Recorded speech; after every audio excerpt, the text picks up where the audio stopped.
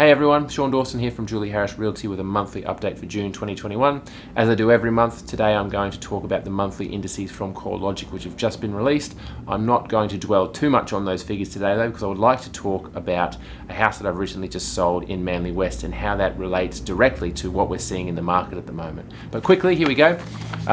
All markets that Corelogic track in the country again are in green, and we're going to talk about Brisbane. So the difference for year on year, so the difference between May 2020 and May 2021 for all properties in Brisbane, up 10.55%, and then the monthly difference for that same category, so the difference between April and May 2021, up 2%.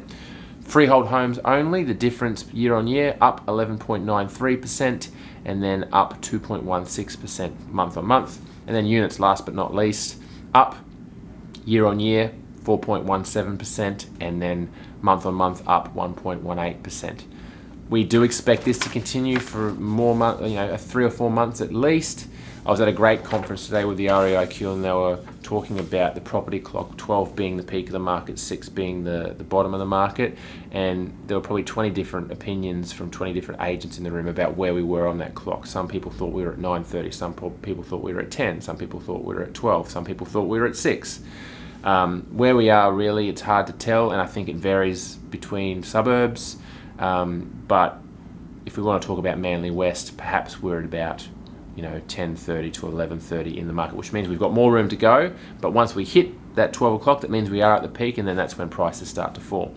Stay tuned to keep an eye on it. But in relation to Manly West, 25 Tarooko Street. Now, this is a house that I've just sold in the area. I have briefly touched on it in previous video.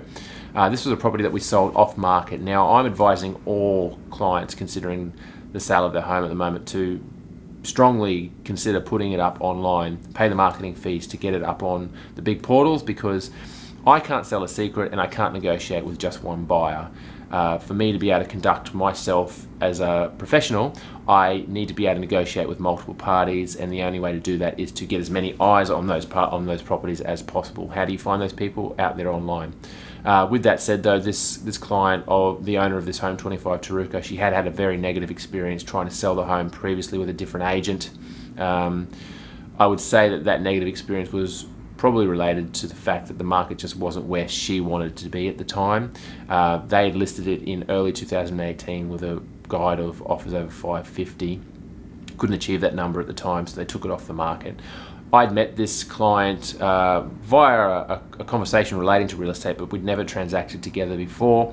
Got to know her quite well, learned that she owned this home, learned of her negative experience. Couldn't guarantee her at the time that I could necessarily do any better, but kept an eye on the property, promised that I would update her as regularly as I could, and promised that I would only really approach her about the sale of it if I was confident I could get the number she was chasing. Coincidentally, at the same time, I was dealing with a very motivated, pre-approved young couple buyer who had made multiple offers on similar homes in the area but had been turned down each time. So I just put 2 and 2 together. She allowed me to list the property off market because she didn't want to have another negative experience. I don't think she was necessarily convinced that I could achieve what she needed me to achieve. Along the way, we also found another couple that were also very highly motivated. So only 2 groups saw the home. Both groups made an offer. Obviously, we sold it at 675, but the second group who didn't buy it, who were the first group that came through the home, their offer was very close as well. Now, the reason I'm talking about this is because this particular pocket of Manly West, which is just south of Standard Road, in behind Warrnambool Heights State School, is a very quiet little neighbourhood, a grouping of about 8 or 9 streets. It's a no-through area, so the only people in the area are those that live in the area or are visiting. And everyone who lives in that area, whether they've been there for 50 plus years or whether they've been there for 5 years, they all look after their homes. It's very evident when you drive up and down the street. It's a very well-kept area. And so that is a big part of what drives interest in any particular neighbourhood, the street frontage and the street appeal of the neighbourhood. Now, 3 previous sales for homes had occurred on the street in the 9 months prior for 3-bedroom homes.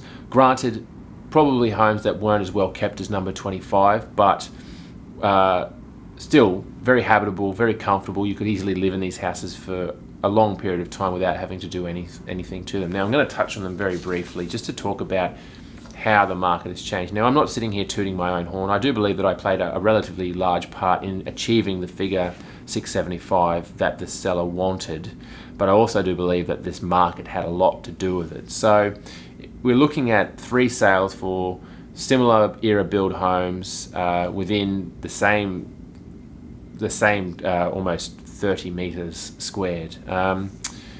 Number 19 Tarooko Street sold in August last year for $510,000. Number 20 Tarooko Street sold October last year for $600,000. Number 16 Tarooko Street sold February this year for $530,000. Now, the difference between number 16 and my sale number 25 are considerable.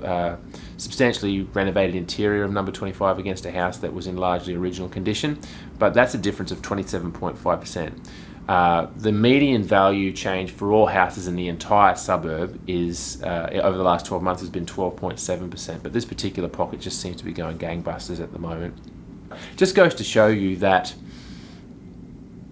the demand for houses in most suburbs in Brisbane at the moment is substantial, and those 4 Brisbane City Council Bayside suburbs, so Wynnum West, Manly and Manly West, all seem to continually kind of snowball in terms of value for a number of reasons. We've sold a number of houses out there in the last few years, and in almost every instance, just about every single buyer that comes through these properties seem to be younger families or younger couples with intentions to start families who want to buy a house on a generous block or a reasonable block, so 600 square metres, but they can't necessarily afford an equivalent home closer to town.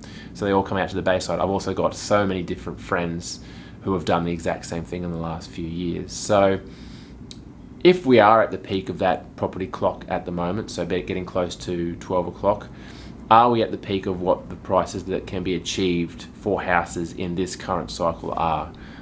It's very hard to tell, but if you are considering the sale of your home in that particular pocket in Manly West in general, or any of those other Bayside suburbs, may very well be the time to consider it. As I said, I would advise that you put it online, and in this market I would advise that you auction it as well.